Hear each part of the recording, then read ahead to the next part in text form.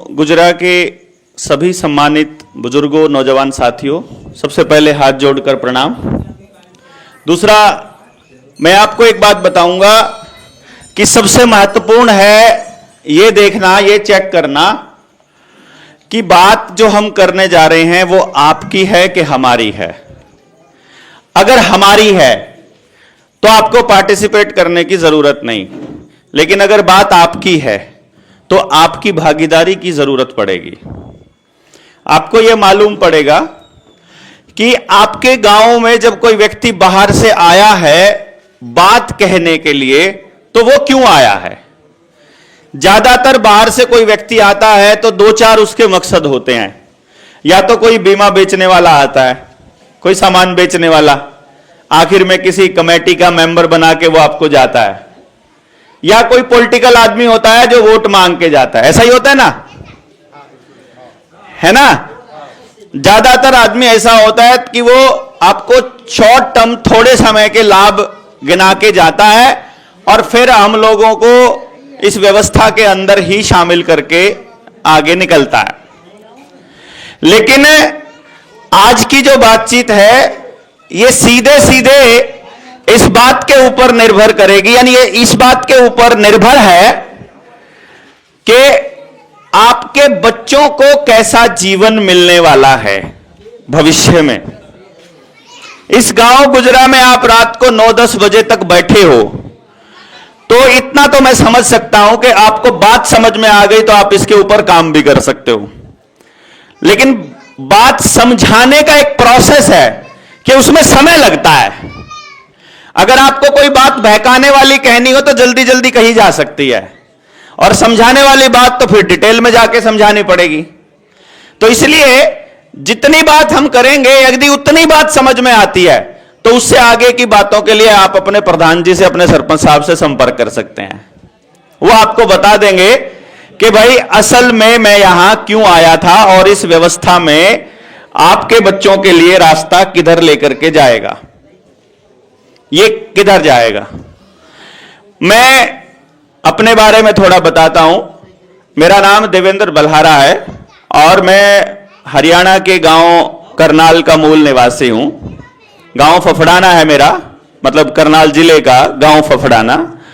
और सरकारी अध्यापक था मैंने 8 साल नौकरी करके मैंने नौकरी छोड़ दी।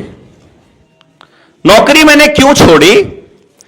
क्योंकि मुझे एक बात समझ में आई कि मेरा डिपार्टमेंट मेरी मदद से जिस स्कूल में मैं पढ़ाता हूं उनके बच्चों को बर्बाद करने का काम करवा रहा है। मुझे समझ में आया। आप लोगों में से कोई सरकारी महकमे में काम करता है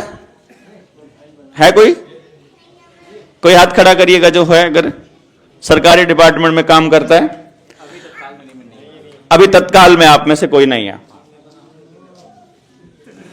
लेकिन जो करते हैं, आपके गांव से नौकरी तो करते ही होंगे कोई ना कोई। उनमें से कितने प्रतिशत लोग गांव में ही नौकरी करते हैं? कितने हैं लोग जो गांव में ही करते हैं? गांव का आदमी गांव में ही नौकरी कितने लोग करते हैं? कहीं भी नहीं, एक भी नहीं ना। अच्छा, आपके गांव में सरकारी स्कूल है, वहां नौकरी करने के लिए कोई बाहर से आता है? आपके गांव में कोई नहीं मिला ना सरकार को। आपके गांव में उनको कोई काबिल आदमी नहीं मिला कि वो आप ही के गांव में पढ़ा सके। आपके गांव के किसी सरकारी डिपार्टमेंट में काम करने के लिए आपके गांव का कोई काबिल लोग सरकार को नहीं मिला, और जो काबिल आदमी आपके गांव का सरकारी नौकरी पे लगने के लिए मिला उसको यह कहा गया कि तुमको गांव में नहीं रहना है, तुम यहां से बाहर जाओ। हुआ? आपके गांव से आज से 10-15 साल पहले कोई आदमी, कोई बच्चा, नौजवान बच्चे खड़े हैं इसलिए बोल रहा हूं, कोई बच्चा गांव छोड़कर गया था पढ़ने के लिए, कोई बड़ी तैयारी करने के लिए पेपर की। गए होंगे आपके पड़ोस में से कोई ना कोई तो। क्यों भाई? और जब वो नौकरी लग गए क्या वापस गांव में आए? कितने प्रतिशत लोग? अगर 10 बच्चे गए होंगे तो उनमें से कितने वापस आए? बिना नौकरी लगे वाले आए ना, लगने के बाद की बात, गांव में ही रहने के लिए आए। बहुत भाग्यशाली गांव है आपका, बहुत ही भाग्यशाली गांव है यदि वाकई में ये सिचुएशन है कि आपके गांव में वापस आ गए। क्योंकि मेरी 9 साल की पूरे देश की यात्रा में मुझे कोई गांव ऐसा नहीं मिला, ये पहला गांव ऐसा मिल रहा है कि बाहर पढ़ने के लिए गए थे और वापस गांव में आ गए वो लोग। मतलब ये एक बड़ी अचीवमेंट मैं आपके गांव की मानता हूं। नौकरी खत्म करने के बाद है? नहीं आए? आपकी जानकारी में कोई नहीं आया? वो भाई साहब की जानकारी में 1-2 आए होंगे, कोई बात नहीं, वो होता है। मतलब अच्छा वो क्योंकि मैं तो हैरान हो गया। हाँ चलो, किसी की जानकारी में आए हैं, किसी की जानकारी में कोई भी वापस नहीं आया। ये मतभेद रहता है, कोई बात नहीं, लेकिन मुझे मालूम है, मुझे सच्चाई पता है, आप उससे भाग नहीं सकते हैं। उसका कारण क्या है, क्यों कहना पड़ रहा है आपको और क्यों ये बातें बता रहे हो? क्योंकि शायद कहीं ना कहीं हमने कुछ मन में इमेजिन कर लिया है कि भाई हमको तो ये बात कहनी है और इसका ये नतीजा निकालना है। मैं अपने आप से कोई नतीजा नहीं निकालूंगा, आपको अपना नतीजा निकालना है। आपके गांव में से जितने बच्चे पढ़ाई करते हैं उनमें से हर साल, या मैं कह लीजिए पिछले 5 सालों में, कितने बच्चों को रोजगार मिला है? प्राइवेट करें तो सरकारी में कितना मिला है? ट्राई तो सबने सरकारी किया होगा।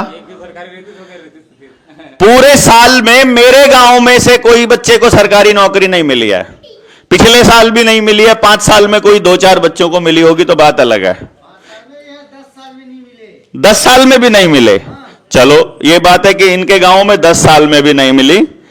प्राइवेट स्कूल में, प्राइवेट में जो नौकरी मिली है उस नौकरी को करते हुए गांव के कितने बच्चे खुश हैं? मजबूरी में करे लगते हैं, वो कैसे कर रोजी रोटी के लिए। क्या कह रहे हैं? रोजी रोटी के लिए मजबूरी में करना पड़ता है। रोजी रोटी के लिए मजबूरी में करना पड़ता है। सरपंच साहब कह रहे हैं वो उस नौकरी से खुश नहीं है। जिनको सरकारी मिली नहीं है उसका प्रतिशत मैं बता देता हूं आपको, क्योंकि इस प्रतिशत से ये नौजवान बच्चे अभी गूगल पे सर्च करके अभी बता देंगे सारे गांव को, और ये बात सबको पता होनी चाहिए। अगर आपका,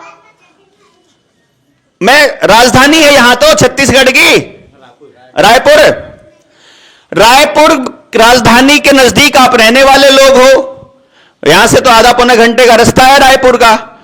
आपके आसपास रायपुर से कितनी भर्ती निकली है पूरे छत्तीसगढ़ में पिछले 1 साल में? निकाल के देखो।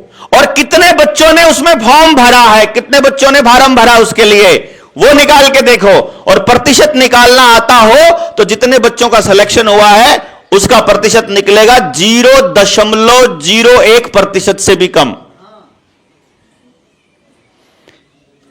आपने देखा पिछली भर्ती कितने की निकली होगी साथी, बताओ? गिनती नहीं है, कब निकले अभी याद भी नहीं है। याद भी नहीं है। मैं यूपीएससी का भी लेके देख लो, एचपीएससी की लेके देख लो, छत्तीसगढ़ के पब्लिक सर्विस कमीशन की देख लो, टीचर्स की भर्ती का एग्जाम्पल देख लो, पुलिस की भर्ती का देख लो, ग्रुप डी की भर्ती का देख लो, तो आपको पता चलेगा कि फॉर्म भरने वाले बच्चों में से मात्र 0. मैक्सिमम, अगर हद से हद ज्यादा ही करना है, 0.1%। इसका मतलब है 99.9% बच्चे, यानी 99.9% बच्चों के ऊपर लेबल किस चीज का लगना है? फेलियर का, कि तुम किसी लायक नहीं हो। आपके नौजवान बच्चों पे यही ठप्पा लग रहा है ना? बताओ तो सही। सभी मां बाप अपने बच्चे को बोलते हैं कुछ पढ़ लो, कुछ कर लो। बच्चा पूछता है मुझे क्या करना चाहिए, मां बाप पूछता है कुछ भी कर लो, और बच्चा कहता है मुझे बताओ तो सही, कोई तो बताओ मैं क्या करूं। मास्टर जी कहता है मेहनत करनी पड़ेगी, मम्मी पापा कहते हैं मेहनत करनी पड़ेगी, सारा गांव कहता है मेहनत करनी पड़ेगी। हम मेहनत कर रहे हैं। तुमने जिस स्कूल में पढ़ाना चाहा हम स्कूल में पढ़े, तुमने जिस किताबों को पढ़ने को कहा हमने किताबें पढ़ी, तुमने हमारा साल के अंत में पेपर लिया, हमने पास किया, पास करके तुमने हमको सर्टिफिकेट दिया, और फिर कहा कि अब तुमने मेहनत पूरी नहीं की थी इसलिए तुमको रोजगार नहीं मिला। सबके साथ ऐसा होता है कि नहीं हो रहा है? अब उस बच्चे को ऐसा कौन सी मेहनत करनी पड़ेगी जिससे उसको अपनी वैल्यू पता चलेगी? ये समझ से बाहर की बात है। और ये सिर्फ आपके गांव गुजरा की बात नहीं कर रहा हूं मैं, आप पड़ोस के गांव में जाकर देखोगे वहां भी यही हाल है, आप मेरे गांव में आकर देखोगे वहां भी वही हाल है। जिस गांव में चले जाओगे, पूरे भारत में 7 लाख गांव हैं, सब में यही हाल है कि किसी भी बच्चे को अपने गांव के अंदर कोई रोजगार नहीं मिल रहा है और उसे रोज काम करने के लिए गांव छोड़ करके जाना पड़ता है। या वो नजदीक के शहर में जाए, या वो दूर के शहर में जाए, या वो कहीं दूर के शहर में चला जाए। यही है, सच्चाई है कि झूठ है? पहले ये बताओ। अब आप मुझे एक बात बताइए, सिंपल सी बात है, इस बात को समझना बहुत मुश्किल नहीं है, लेकिन अगर आपने समझ लिया तो आप इसका समाधान ढूंढ सकते हैं। अगर हम किसी स्कूल की बात करें कि हमको स्कूल बनाना है और वर्ल्ड क्लास का स्कूल बनाना है, उसके लिए सबसे बेहतर स्कूल के लिए 20 बच्चों पे एक टीचर चाहिए हमको। तो वो 20 बच्चों पे एक टीचर शहर में मुहैया करवाया जा सकता है या गांव में करवाया जा सकता है? कहां करवाया जा सकता है बताइए जरा। ये कह रहे हैं दोनों जगह करवाया जा सकता है, आपके हिसाब से कहां करवाया जा सकता है? अरे भैया, हमारे बच्चे को 20 बच्चों को एक टीचर चाहिए, तो उस टीचर की तनख्वाह शहर में भी उतनी ही होगी, गांव में भी उतनी ही होगी। जितने आदमियों पर एक डॉक्टर की जरूरत है, उतने ही आदमियों की पे के ऊपर शहर में भी जरूरत है, उतने ही आदमियों के ऊपर गांव में जरूरत है। क्यों जी, गलत है क्या? लेकिन आपके गांव में पूरे टीचर्स नहीं आएंगे, आपके गांव में डॉक्टर नहीं आएगा, और आपको यह कहा जाएगा कि अपने बच्चों के भविष्य के लिए आपको गांव छोड़कर कहां जाना पड़ेगा? शहर। पढ़ाई शहर में बढ़िया होगी, आपको ऐसे लगेगा, लेकिन शहर में जो पढ़ाई हो रही है वो कौन से माध्यम में हो रही है? अंग्रेजी में कि आपकी हिंदी में? अंग्रेजी माध्यम में। अंग्रेजी माध्यम में बात बढ़िया से समझ में आएगी कि अपनी लोकल भाषा में बात समझ आएगी? बताइए। लोकल भाषा में। आप बच्चों में से, आपके परिवार में, आपके समाज में, पड़ोस में, गली में कहीं भी कोई बच्चा अगर पढ़ लिखने के बाद, बीटेक करने के बाद इंजीनियर बन गया, उसने बीटेक कर ली, एमटेक कर ली, अपनी जिंदगी के 25-28 साल लगा दिए पढ़ते पढ़ने में, अगर आपने कभी उसको पूछा हो ना, तो कंपनी में दाखला हो, उस कंपनी में नौकरी लगते ही पहले दिन जो एचआर है वो उसको एक बात कहता है हमेशा कि जो आज तक पढ़ के आए हो उसको साइड में रख दो, जो काम हम बताएंगे तुमको वैसे करना पड़ेगा। क्या होगा आपने प्राइवेट कंपनियों में काम कभी? ऐसा ही होता है ना। यानी जितना आपने पढ़ा है स्कूल कॉलेज के अंदर, वो सारा का सारा वेस्टेज। ऐसा लगता है कि अब नए सिरे से काम करना पड़ रहा है, और फिर वहां पर जो काम होता है, पता चलता है कि बीटेक वाला जिस काम को कर रहा है, एमटेक वाला वो काम तो आईटीआई पास भी कर सकता था, और वो काम तो वो भी कर सकता था जिसने कोई पढ़ाई नहीं करी हुई है। कभी देखी है हालत किसी ने? भाई कंपनी काम करवा रही है, वो काम करना है, उस काम के लिए आपको अगर पढ़ने लिखने का काम है तो सिर्फ पढ़ाई लिखाई सिग्नेचर करना आना चाहिए, अगर कोई जोड़ घटा का काम है तो सिर्फ जोड़ घटा आना चाहिए, अगर कोई मशीन का काम है तो सिर्फ चाबी घुमानी आनी चाहिए। गलत कह रहा हूं कि सही कह रहा हूं भाई? वहां सर्टिफिकेट तो काम नहीं आता है, वहां तो हुनर काम आता है। इसका मतलब यह हुआ कि हमारे बच्चों को, यह मैं इसलिए कह रहा हूं कि अगर आपने आज मेरी बात के ऊपर गौर करना चालू कर दिया तो आप अपनी आने वाली पीढ़ी को बर्बाद होने से बचा सकते हैं। वरना हर गांव की यह हालत है कि सब मां बाप अपने बच्चों को एक बात बोल रहे हैं कि गांव में कुछ भी नहीं रखा है, खेती में कुछ भी नहीं रखा है, तुमको पढ़ लिख करके कुछ बनना है, और पढ़ लिख करके केवल 0.01% बच्चा ही कुछ बन सकता है। इसका मतलब यह है कि जिस तरफ हम जा रहे हैं वो रास्ता मुझे दिख रहा है कि वो गलत है। अच्छा, एक सीधी सी बात, छोटी सी बात है, सारे लोग बताइएगा गौर करके, आपके बच्चे के बारे में या आपके गांव के भविष्य के बारे में सबसे ज्यादा गांव का पटवारी सोचेगा या कलेक्टर सोचेगा या तहसीलदार या आप लोग? कोई नहीं सोचेगा, स्वयं मात्र गांव का नागरिक सोचेगा। मात्र गांव का नागरिक सोचेगा। भाई एक बार बात सोच के देखिए, कलेक्टर को आपके गांव की चिंता ज्यादा होगी कि आपको? कलेक्टर को होगी क्या? नेता को, एमएलए एमपी को, स्कूल के मास्टर जी को, आज पटवारी को? बोले सर, आज हमारे ना विधायक, हाँ, अपना कौन है? शंकराम वर्मा शंकराम वर्मा यहाँ आए थे, हाथ पसारे थे, आज आए क्या यहाँ? कोई नहीं आएगा। नहीं, एक बार समझिए बात को। नहीं आएगा, इसीलिए उस बात को वहां तक लेकर जा रहा हूं। हाँ भाई, आप बताइए, आप लोग पहले इधर से, आपका तो समझ में आ गया, आपको समझ आ गया, इनसे भी पूछ लेता हूं। आप बोल रहे हैं ना सर, मैं बोलने वाला हूँ, मैं गरीब परिवार से हूँ, मेरे 3 लड़की हैं, तीनों लड़की ना डॉक्टरी नर्स में गए हैं, और मैं ना दुकानों को क्या बाबा एक बार रुक जाइए, आपको बोल, बात पूरी हो जाएगी फिर आपको बोलने का मौका देंगे, बोलेंगे तो ठीक है? मिल जाएगा आगे, बोल रहा हूँ। एक मिनट बोलेंगे तो सवाल का जवाब मिल जाएगा। भाई, एक बार आप बता दीजिए मुझे, इस बात का जवाब मिल जाएगा तो मुझे थोड़ा समझ में आएगा कि आप मेरे से जुड़ रहे हैं, बात को समझ पा रहे हैं। आपके गांव के या आपके बच्चों के बारे में सबसे ज्यादा कोई बाहर का व्यक्ति सोच सकता है या गांव का आदमी सोच सकता है? गांव का आदमी सोच सकता है। गांव का आदमी कब सोचेगा? जब उसे मालूम होगा कि सोचना क्या है। भाई, क्या आपके गांव में कोई व्यक्ति पहले कभी इस बात को लेकर के आया है जिसने यह कहा हो कि भाई नेता लोग जब आते हैं ना, यहां से किसी चौक से भाषण देते होंगे तो वो आपको यह बोलते होंगे कि हमारा साथ दे दो, अब की बार पूरे गांव का विकास कर देंगे।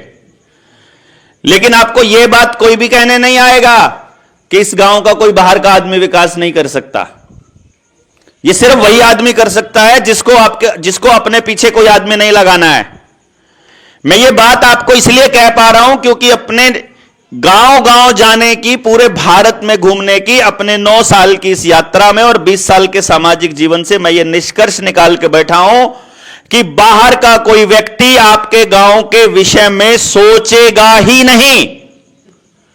और मैं भी आपके विषय में सोचकर नहीं आया हूं, मैं ये सोचकर आया हूं कि जब मैं अपने बच्चे के बारे में सोचता हूं तो मेरे बच्चे के बारे में सोचने के लिए मुझे मेरे गांव के बारे में सोचना पड़ेगा। क्योंकि मेरे गांव में यदि हर तरफ नशा मिल रहा होगा तो एक दिन मेरे बच्चे को भी नशा मिलेगा। अगर मेरे गांव में डिप्रेशन होगा, गुस्सा होगा, मारपीट होगी तो एक दिन वो भी चपेट में आ सकता है। अगर मेरे गांव से बाहर मेरे पड़ोस के गांव में अपराध होगा तो उसका निशाना मेरा बच्चा बन सकता है। नहीं बन सकता है क्या? नशेड़ी आदमी को अपना खर्चा निकालने के लिए और नशेड़ी तैयार करने पड़ते हैं, इसलिए नशा मल्टीप्लाई होता है। 10 नए कस्टमर तैयार करता है तो उसको फ्री मिलना चालू हो जाता है। वो 10 नए कस्टमर बनाते बनाते, मेंबर बनाते बनाते आखिर में एक दिन मेरे घर भी तो आएगा, कब तक बचाओगे? मैं ये कहने की कोशिश कर रहा हूं कि अपने गांव के बारे में जब तक बैठकर चर्चा नहीं करोगे तब तक इसको कैसे सुधारोगे? और इसको सुधारने का तरीका बहुत ज्यादा आसान है, बहुत ज्यादा आसान है। बस आपको मूल सिद्धांतों का ख्याल रखना पड़ेगा। मूल सिद्धांत क्या है? केवल एक मूल सिद्धांत है कि गांव के किसी भी व्यक्ति को व्यवस्था से बाहर नहीं रखा जा सकता। चाहे कितना ही गरीब हो, चाहे वो विकलांग हो, चाहे वो अनपढ़ हो, चाहे पढ़ा लिखा हो, चाहे कितना ही अकड़ू हो, हमको उसको भी व्यवस्था के अंदर शामिल करना पड़ेगा। अगर आपने गांव के किसी व्यक्ति को उस व्यवस्था से बाहर रख दिया तो वो एक बहुत बड़े जहाज में हो रहे छोटे से सुराख के बराबर हो जाएगा कि धीरे धीरे पानी घुसता घुसता उस पूरे जहाज को डुबो देगा। इस तंत्र ने, ना मैं इस सरकार की बात कर रहा हूं, ना इससे पहले वाली सरकार की बात कर रहा हूं, ना मैं इस पार्टी की बात कर रहा हूं, ना मैं इस पार्टी की, तंत्र की बात कर रहा हूं। आपका विधायक कोई भी हो, कलेक्टर का काम करने का तरीका नहीं बदलता है, पुलिस के चौकी इंचार्ज का काम करने का तरीका नहीं बदलता है। केवल बदलता है तो क्या बदलता है कि पहले इनकी मानते थे फिर इनकी मानना चालू कर देंगे, कि पहले वाले के ये थे नेता के साथ वाले, अब की बार वाले वो नेता की सरकार चली गई, अब इस नेता की, अब इनके वाले नेता की है तो ये लोग जाके थाने में खड़े। यही होता है ना कि पहले उनकी मान रहे हैं अब उनकी मान रहे हैं, यानी न्याय की कोई नहीं मान रहा है, यानी कि लॉ ऑफ द लैंड से ये देश नहीं चला रहे हैं, अगर चला रहे हैं तो उससे चला। सरदार जी जैसे लगते हो, सरदारी है इसलिए नहीं मानता, किसी सुनता नहीं किसी की। अरे भाई अपनी बात में कर लेना ना, देखो क्योंकि जब आप पहली बात पे हां करोगे और उस पर, अरे मजा तो आ रहा है, मैं यही कह रहा हूं, मुझे पता है मजा आ रहा है, और मुझे पता आप उसको ये कह रहे हो कि बंदा ठीक कह रहा है, पर जब ये कह रहे हो ना कि ठीक कह रहा है, अगली बात भूल जाओ, अगली बात मिस हो जाती है ना, मेरे को डिस्टर्बेंस होती है ना, बाद में कह लेना। मुझे मालूम है मैं कोई ऐसी बात कह ही नहीं रहा है कि जो किसी आदमी से बाहर की बात हो, सबकी बात है। मैं जो कह रहा था कि इस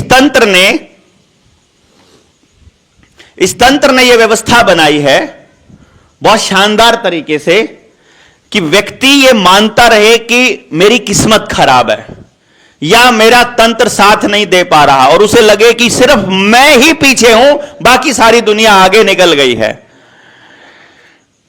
आपके यहां पर मुझे अभी भी गांव का कल्चर दिखाई दे रहा है। अगर मैं आपके गांव की तुलना अपने गांव से करूं तो मेरे गांव में ऐसे हालात, भाई अगर मैं आपके गांव की तुलना अपने गांव से करूं तो जो हालात आपके गांव के इस वक्त मैं देख रहा हूं, जो माहौल देख रहा हूं, वो माहौल मेरे गांव में 20 साल पहले हुआ करता था। आज अगर मेरे गांव में जाओगे ना तो आपको एकदम चकाचक मिलेगा सब कुछ। करनाल में गांव फफड़ाना है, बता दूंगा, फफड़ाना गांव है, कई बार बोल लिया मैंने, आपको समझ नहीं आएगा लिख के दे दूंगा, चिंता ना करो। लेकिन अभी जो बात कहने जा रहा हूं उसको समझिए।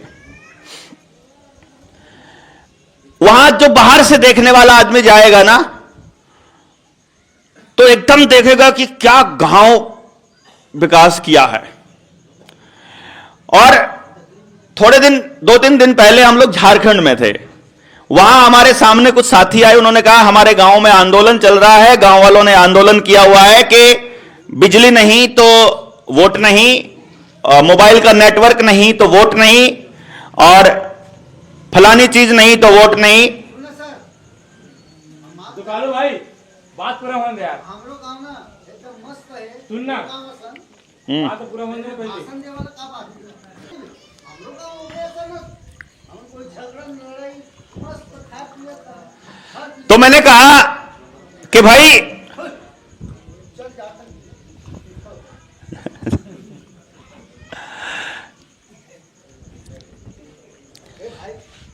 तो वो आदिवासी इलाके में जब उन लोगों ने कहा ना कि नेटवर्क नहीं तो मतलब आपको वोट नहीं, तो मैं उन आदिवासियों से कहने लगा कि मैं आपको अपने गांव का उदाहरण देता हूं। मेरे गांव में ये सारी चीजें हैं, गलियां पक्की हैं, स्ट्रीट लाइट लगी हुई है, एकदम सीमेंटेड है, हर घर में कनेक्शन है, गांव में टावर है मोबाइल का, और मतलब जो भी चीज आप मांग रहे हो हर घर में एसी लगा है। ऐसा बात है, दिखता है दूर से कि बहुत अमीर लोगों का गांव है, लेकिन अब उस गांव के घरों के अंदर चले जाओ। अब मैं आपको घर के अंदर का असली चेहरा दिखाता हूं। गांव के नौजवान बच्चे गांव से गायब हैं, या तो शहर जा चुके हैं या विदेश जा चुके हैं, कोई जमीन बेचकर जा चुका है, कोई अपने मां बाप की जितनी सारी कमाई पूंजी जोड़ी हुई थी वो सारी लेकर के जा चुका है कि हमें इस गांव में नहीं रहना है। काम करके बहुत कम बच्चे खुश हैं, उनको पैकेट वाला दूध लेना पड़ता है क्योंकि पशुपालन खत्म हो चुका है। गांव का जंगल कट चुका है, उस जंगल की जगह पर शुगर मिल है, उस शुगर मिल से वहां पर मतलब धूल, राख, केमिकल और बदबू ही बदबू चारों तरफ है। कोई अपने कपड़े भी बाहर नहीं सुखा सकता है, सुखाओगे तो सुबह तक सारे कपड़ों के ऊपर राख ही राख मिलेगी उस मिल की वजह से। बूढ़ा और बुढ़िया घर में रहते हैं, उनको टाइम पे दवाई देने वाला भी बच्चा उनका पास नहीं रह रहा है। ज्यादातर घरों का यह हाल है कि हम सोच रहे हैं कि ये लोग किस तरह का जीवन जी रहे हैं कि इनके हर घर में कम से कम इतना बड़ा डब्बा दवाई का है, दवाई का डब्बा। तो मैं सोचता हूं कि जिन गांवों में अभी तक इतनी दवाइयां नहीं पहुंची हैं या इतना विकास नहीं पहुंचा है, क्या हम उन गांव वालों को इस बात के लिए समझा सकते हैं कि भाई कल को आपका भविष्य भी ऐसा ही हो सकता है अगर आपने आज इसके ऊपर काम नहीं किया तो? क्यों जी? अगर आपके बच्चे को काम करने के लिए भी गांव से बाहर जाना पड़े, नौकरी के लिए, पढ़ने के लिए, कंपनी के लिए, हर काम के लिए आपको बाहर जाना पड़े, तो फिर कितने दिन तक वो गांव में रहना चाहेगा? वो यही सोचेगा ना कि अगर जुगाड़ हो जाए तो हम शिफ्ट हो जाए बाहर। प्लानिंग करते हैं कि नहीं करते हैं हम लोग? यानी कि आज मेरे गांव में यह हाल है कि गांव में रह करके खुश नहीं है, जो रह रहा है वो मजबूरी में रह रहा है। और एक ही गांव के 4-5 हिस्से हो चुके हैं, उसमें से सबसे गरीब परिवारों के बच्चे पढ़ रहे हैं सरकारी स्कूल में। उससे थोड़े ज्यादा पैसा दे सकता है तो गांव के ही प्राइवेट स्कूल में, उससे थोड़ा ज्यादा पैसा दे सकता है तो पड़ोस के प्राइवेट स्कूल में अंग्रेजी माध्यम में, और बहुत ही ज्यादा अमीर लोग हैं तो वो बढ़िया रेपुटेड स्कूल में बस में जाता है, बस में आता है, और उससे भी ज्यादा पैसे वाला है तो शिफ्ट ही बाहर हो गया है। यही आपके हाथ शुरुआत हो चुकी होगी ऐसा, या मैं ऐसे ही बोल रहा हूं? ऐसा हो लिया होगा ना शुरुआत। अब आप मुझे एक बात बताइए कि अगर हमारे बच्चे सारे गांव में हर आदमी पढ़ाई के लिए भी कंपनी को पैसा दे, हेल्थ के लिए भी कंपनी को पैसा दे, जूतों के लिए भी कंपनी को पैसा दे, बिस्किट के लिए भी, नमकीन के लिए भी, दूध के लिए भी, पानी के लिए भी, बोतल का पानी पीते हैं ना, ठंडे के लिए भी, गुड़ के लिए भी, चीनी के लिए भी, मतलब नमक ले रहे हो कि चीनी ले रहे हो, अगर सब लोग मिलकर कंपनियों को सपोर्ट कर रहे हैं, उनसे खरीद रहे हैं, तो क्या आपको नहीं लगता कि एक दिन पूरा गांव खाली हो जाएगा पैसे से? क्योंकि मेरे गांव की हालत यह है जो मैं बता रहा हूं, जो विकसित गांव दिखाई दे रहा है, मेरे गांव की साल की आमदनी 218 करोड़ रुपया है। कितनी है?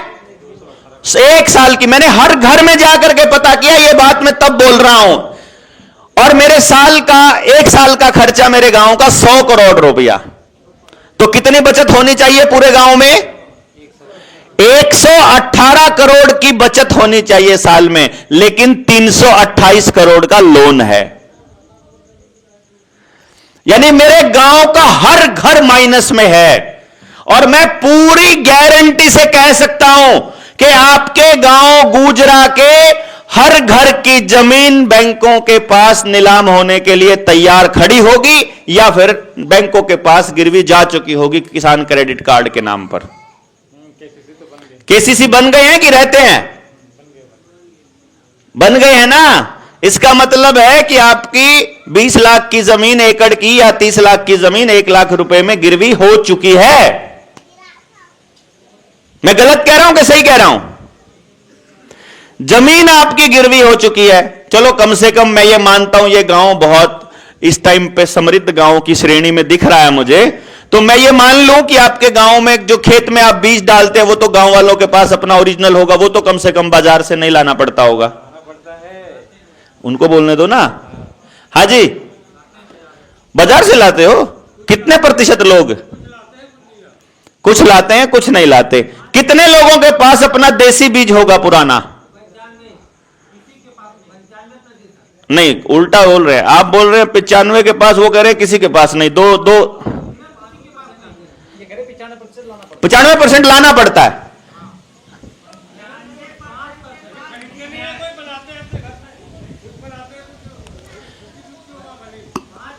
देखो, 2 तरह के बीज हैं।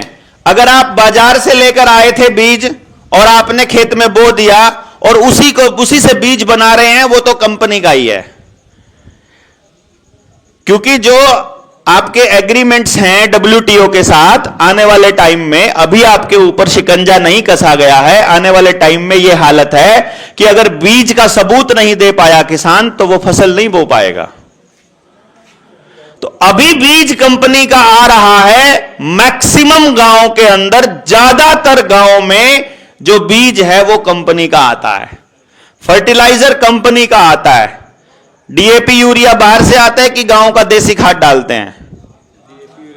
बाहर से आता है DAP यूरिया, ठीक है। रासायनिक खाद डलता है, बीज बाहर का है, पानी की जरूरत ज्यादा पड़ती है। तो आप ये मानकर चल सकते हैं कि कुछ दिनों के बाद हमारी जमीन इतनी सख्त हो जाएगी कि वो देसी बीज उसमें उग ही नहीं पाएगा।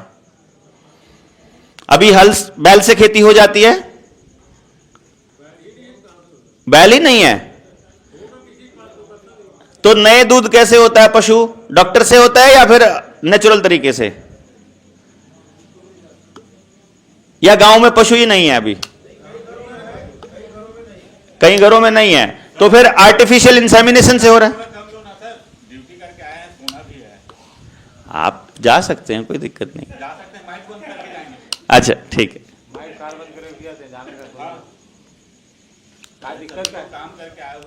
कोई बात नहीं, चलिए कोई बात।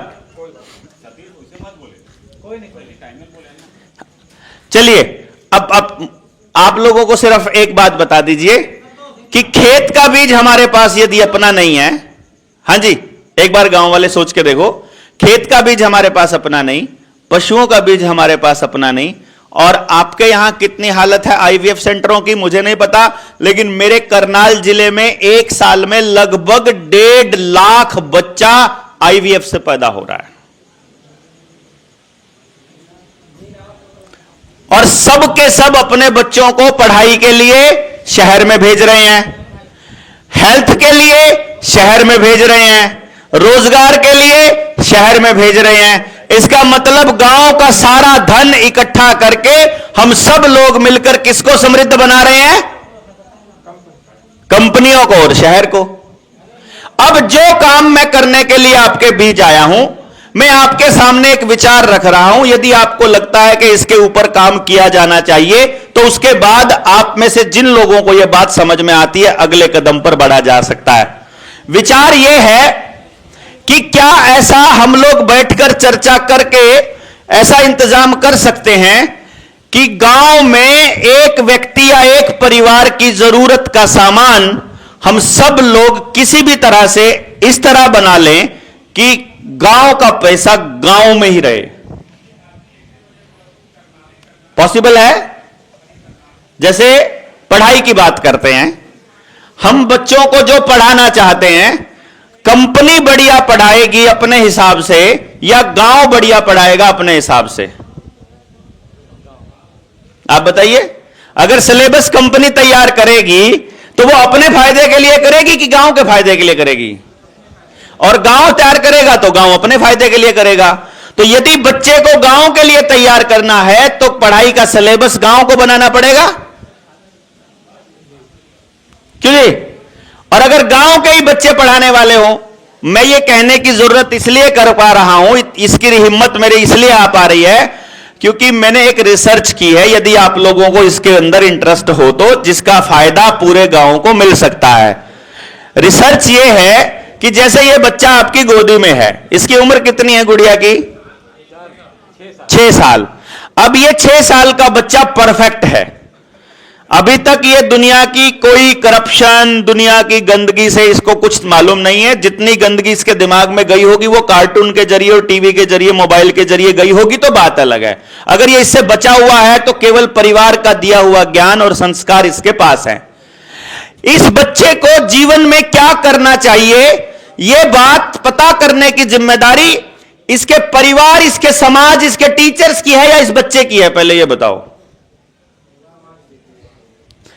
भैया। तो परिवार की है या टीचर की है या समाज की है, जिसकी भी हो हमें नहीं पता, बड़ों की है लेकिन छोटों की नहीं है। बच्चा परमात्मा का रूप है, बच्चे को परमात्मा ने परफेक्ट पैदा कर लिया है, उस बच्चे के पास क्या टैलेंट है, वो गांव के लिए कैसे उपयोगी हो सकता है, किस तरह का काम करने के लिए बना है, उसका असली जीवन का मकसद क्या है, यह पता लगाया जा सकता है 3 साल की उम्र से। तो गांव में जितने बेरोजगार बच्चे घूम रहे हैं उनके लिए यह तैयारी, यह काम किया जा सकता है कि असल में उनके लिए बेस्ट रोजगार क्या है। और जो छोटे बच्चे अभी हैं उनके लिए यह तैयारी की जा सकती है कि बड़े होकर इनको क्या करना चाहिए। अगर यह बात पहले से ही पता चल जाए तो क्या गांव के प्रत्येक बच्चे के लिए रोजगार का इंतजाम करना मुश्किल है? भाई अभी तक दिक्कत यही है ना कि हमें मालूम नहीं है उस बच्चे का करना क्या है। क्यों जी? एक बच्चे को यह कह दिया कुछ कर लो, अब उसको नहीं मालूम है उसे क्या करना है, तो उसे जो नौकरी मिल रही है वो नौकरी कर रहा है, जो काम मिल रहा है वो काम कर रहा है। लेकिन जब उस काम को करते हुए 5-7 साल हो जाते हैं तब मालूम पड़ता है कि ये काम के लिए तो मैं बना ही नहीं था, इस काम में तो मेरी रुचि ही नहीं है, इसमें तो मेरे को मजा ही नहीं आ रहा। लेकिन अब वो बदल नहीं सकता क्योंकि अब उसने कोई नई चीज सीखी नहीं है। और अगर छोटी उम्र में बच्चे को पता करके कि इसके पास ये 4-5 हुनर हैं, वो 4-5 हुनर सारे के सारे सिखा दिए जाएं, क्या फिर भी मां बाप को चिंता रहेगी कि ये बड़ा होकर क्या करेगा? क्यों जी? अगर हुनर हो बच्चे के पास कि जो उसे आता है उससे वो अपनी रोजी रोटी और अपनी आजीविका चला सकता हो, क्या फिर भी टेंशन रहेगी? बताइए जरा सोच के। नहीं रहेगी ना। ये विद्या गांव के लिए उपलब्ध हो सकती है यदि आप इस पर काम करते हैं। तो हम 2-3 चीजों के ऊपर काम करते हैं जिस मिशन पे हम निकले हुए हैं। यदि आपके गांव का भी वही मिशन हो, क्योंकि लंबी चर्चा जब चलती है तो बहुत लंबी हो जाती है, मैं नहीं चाहता कि रात के 11 बजे तक हम लोग यहां बैठे रहें। मेरी कोशिश है कि आप तक अपना संदेश पहुंचा दिया जाए, फिर उसके बाद आप तय करना कि अगली बार हम कुछ समझे हुए लोग इस पर काम कर सकते हैं नहीं। रायपुर में 3 दिन की ट्रेनिंग चलेगी कल सुबह से लेकर, यानी जो बात मैं आपके साथ साझा करने आया हूं उस बात को पूरी तरह से बताने के लिए हमें 3 दिन लगते हैं। तो वो 3 दिन की बात 3 दिन में भी पूरा नहीं होता है, तो वो 3 दिन की बात आप तक 1 घंटे में 2 घंटे में नहीं बताई जा सकती। इसलिए मोटे मोटे तौर पे हम ये बता दें कि हमारा टारगेट ये है कि जल, जंगल, जमीन और जानवर, इसका फैसला गांव का आदमी करे, कोई कलेक्टर या कोई एसडीएम या कोई तहसीलदार कोई भी ना करे। देखो भैया, मेरा यह मानना है कि यह जमीन किसी तहसीलदार ने नहीं बनाई है, किसी सरकार ने नहीं बनाई है। हमारे पुरखों ने मेहनत करके इन जंगलों को खेती लायक बनाया होगा कभी। क्यों? आपने सुना होगा ना कि पहले यहां जंगल हुआ करते थे, हमारे पुरखों ने वो जंगल काटे पहले, फिर उनको रहने के लिए जगह बनाई, गांव बनाया, ऐसा ही सुना होगा ना आपने। सब जगह जंगल ही जंगल थे धरती के ऊपर, तो सबने रहने के लिए अपनी जगह बनाई, खेती लायक अपनी जगह बनाई, अपनी व्यवस्था बनाई कि पानी कहां से आएगा, बीज कहां से आएंगे, जंगल का क्या काम रहेगा, पशु कहां चरेंगे, इन सब चीजों की व्यवस्था बनाई। तो उसका मालिकाना हक हमने किसी और को दे दिया कि सर्टिफिकेट तुम्हारा कोई और बनाएगा। इसलिए जल, जंगल, जमीन, जानवर का फैसला लेगा लोकल आदमी, ग्राम सभा। रोटी बेटी माटी, खेत खेड़ा खाप, इसका सम्मान रखेगा गांव अपने लेवल पर। और तीसरी चीज है कि शिक्षा, स्वास्थ्य, न्याय, राजनीति, खेती और धर्म, इन 6 चीजों से गांव को पूंजीवाद निकालना पड़ेगा। शिक्षा यदि पैसे में मिलती रहेगी तो केवल अमीर आदमी का बच्चा ही पढ़ पाएगा। अगर हेल्थ पैसे में मिलेगी तो केवल अमीर आदमी का ही इलाज हो पाएगा। न्याय अगर पैसे में मिलेगा तो महंगे वकील को खरीदने की औकात केवल अमीरों की है, गरीब आदमी नहीं खरीद पाएगा वकीलों को। गलत कह रहा हूं कि सही कह रहा हूं जी? राजनीति भी केवल अमीर आदमी करेंगे तो वो अमीरों के लिए पॉलिसी बनाएंगे, उद्योगपतियों के लिए, गांव के लिए कोई पॉलिसी नहीं बनेगी। खेती में भी अगर पूंजीवाद हावी रहा, धर्म में भी पूंजीवाद हावी रहा, तो एक दिन गांव पूरी तरह से फिनिश हो जाने हैं। गांव खाली करके जाना पड़ेगा सबको, अपनी पुश्तैनी जमीनें भी एक्वायर हो जाएंगी या फिर आपको छोड़नी पड़ेंगी, या आपका कर्जा इतना बढ़ जाएगा, या आप बीमार इतने हो जाओगे। कोरोना की वैक्सीन के बाद गांव की हालत कुछ बदली है ना? क्यों जी? अब लोगों के शरीरों में दर्द रहता है, हर घर में बीमारी आ गई है, हार्ट अटैक से कोई भी टक से जा रहा है, ब्रेन हैमरेज से, लीवर में मल्टी ऑर्गन फेलियर, कभी डेंगू हो गया तो क्या पता अस्पताल से वापस ही ना आए। ये हालत हो रही है ना? और वह आपके छोटे बच्चों को भी कभी सर्वाइक कैंसर के नाम पर, गर्भाशय का कैंसर का टीका लगा रहे हैं, उसके नाम पर बच्चियों को लगा रहे हैं। कभी वो छोटे बच्चों को जबरदस्ती कर रहे हैं, कभी कह रहे हैं अपार आईडी बनानी पड़ेगी, कभी कह रहे हैं कि तुमको ये दस्तावेज बनाना पड़ेगा। यानी हमारी जिंदगी को दस्तावेज बनाकर छोड़ दिया उन लोगों ने। क्यों? क्योंकि गांव वाले अपनी हर चीज के लिए किसी और के ऊपर निर्भर रहना चालू कर दिए। अपने आप से अपने गांव के लिए काम करना हमने बंद कर दिया। हमको नौकरी ज्यादा अच्छी लगने लग गई, नौकर बनना आसान लगने लगा, अपने गांव के ऊपर अपने बच्चों पर काम करना मुश्किल लगने लगा। क्यों? क्योंकि उन्होंने सिस्टम के तहत टीवी के जरिए, मोबाइल के जरिए, नेता के जरिए किसी भी तरह से गांव को यह संदेश दे दिया कि सबको अलग अलग रहना है। चार दोस्त बैठे होंगे, चारों के पास फोन है, अपने अपने फोन में लगे हुए हैं, ना उधर आसपास की सुनते हैं, ना एक दूसरे की देखो उधर है कि नहीं, ना उनको पता है क्या चल रहा है, किसकी बात हो रही है, कोई मतलब नहीं है। यही हालत सबकी कर दी है। सब अकेले अकेले अपने घरों में, किसी के पास बैठकर अपनी अगली पीढ़ी के लिए चर्चा करने का समय नहीं है। यदि आप में से कुछ लोगों को लगता है कि इस विषय पर और गहराई से समझना है, आप कल रायपुर में आकर के उस ट्रेनिंग का हिस्सा बन सकते हैं। 10 बजे से ट्रेनिंग शुरू हो जाएगी। यदि अपने गांव पर काम करना चाहते हैं तो जितने लोग बैठे हुए हैं, बैठ करके इसके ऊपर चर्चा करके गांव में हम ये ट्रेनिंग आपको घर पे बैठे दे सकते हैं कि अपने बच्चे को पहचानना कैसे है, उसके पास क्या हुनर है। बाकी आप इतनी रात गहरी रात तक बैठे हैं, ये मेरे लिए मतलब एक तरह से गर्व का ही विषय है। और आप लोगों का बहुत बहुत धन्यवाद कि आप सब लोग यहाँ रात तक बैठे। लेकिन इतनी बात बस आप याद रखिएगा कि गांव आपका है, समस्याएं आदमी ने पैदा की हैं, इनका समाधान केवल आदमी करेगा, बाहर का आदमी नहीं करेगा। बाहर का आदमी बर्बाद जरूर कर सकता है, इसको सुधारने का काम केवल गांव का आदमी करेगा। और गांव के आदमी जिनको अक्ल है, जिनको समझ है, उनको खुद आगे आकर के शुरुआत करनी पड़ेगी। शुरुआत में बहुत सारा विरोध होगा, लेकिन जब एक बार गांव को समझाने में कामयाब हो जाएंगे तो फिर हम एक ऐसा समाज बनाने की दिशा में काम कर सकते हैं जिसमें किसी भी बच्चे को बेरोजगार ना छोड़ा जाए, जिसको अपना गांव मजबूरी में ना छोड़ना पड़े। मैं ये नहीं कहता हूं कि आपको गांव छोड़कर शहर नहीं जाना चाहिए, मैं ये कह रहा हूं आपको मजबूरी में ना जाना पड़े। आपके पास गांव में वो शिक्षा होनी चाहिए कि देश के महंगे से महंगे स्कूल में भी उससे अच्छी शिक्षा ना हो, वो आपके गांव में हो। फिर भले ही आप किसी और स्कूल में दाखिला कराना चाहते हो, फिर कोई दिक्कत नहीं है। लेकिन आप मजबूरी में यदि छोड़ते रहेंगे तो सरकारें इस तरह का इंतजाम करती रहेंगी कि आप जल्दी से जल्दी गांव छोड़ो। क्योंकि सबसे उपजाऊ, शुद्ध, बिना केमिकल की, बिना प्रदूषण की हवा अगर कहीं है तो वो गांव में है, शहर में नहीं है। शहर में भीड़ भड़ाका, गंदगी, चोरी, डकैती। क्योंकि भारत की व्यवस्था में अगर शांति की कोई जगह है, अगर प्रेम की कोई जगह है, संगठित समाज की कोई जगह है तो वो गांव है। गांव में कभी शराब खाने नहीं हुआ करते थे ताऊ, या होते थे? नहीं होते थे ना। अगर आज से 50 साल पहले की बात बताऊं, ठेका गांव में नहीं होता था। शराब किसी को पीनी होती तो शहर जाता था, वैश्यावृत्ति के लिए शहर जाना पड़ता था, सारे गंदे काम करने के लिए शहर जाना पड़ता था। जितने भी काम थे ना, जिनको हम गलत काम बोलते हैं, वो केवल शहर में होते थे। और उनको वो चाहते हैं कि वो गांव तक आ जाएं। हम चाहते हैं कि वो गांव से बाहर चले जाएं। हम चाहते हैं कि गांव अपने लेवल पर समृद्ध हो जाए। तो आप सब लोगों में से जिसको भी समझ आए, इस मिशन पे जुड़ा जा सकता है जनता सरकार मोर्चा से। और भाई जिनको ना समझ में आए, मुझे लगता है कि एक दिन आएगा जब आपको पक्का समझ आएगा। तो आप सबका बहुत बहुत धन्यवाद। जय हिंद, जय भारत।